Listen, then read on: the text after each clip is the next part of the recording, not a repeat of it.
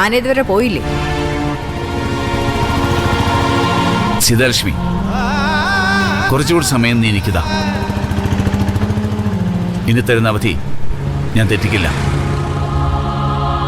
ആരെ കൊന്നിട്ടായാലും നിനക്ക് തരാനുള്ള പണം ഞാൻ കൊണ്ടുവന്നിരിക്കും. ഈ ബുദ്ധി തനിക്കെന്താ നേരത്തെ തോന്നാത്തത്?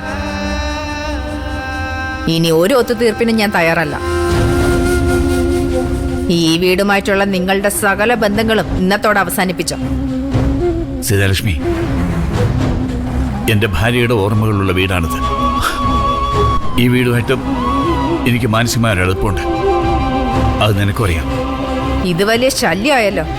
ഇത്തരം കാര്യങ്ങളൊക്കെ നിങ്ങൾക്ക് മുമ്പേ അറിയാമായിരുന്നില്ലേ? എന്നിട്ടും എന്തുകൊണ്ടാണ് നിങ്ങൾ കാശ് സംഘടിപ്പിക്കാതിരുന്നത്? ഇനി ചർച്ചയില്ല. ഇറങ്ങാൻ നോക്ക്. എനിക്ക് ഗേറ്റ് അടയ്ക്കണം. സീതാലക്ഷ്മി, ഇറങ്ങി പോടോ. പോനിറങ്ങി പോടോ.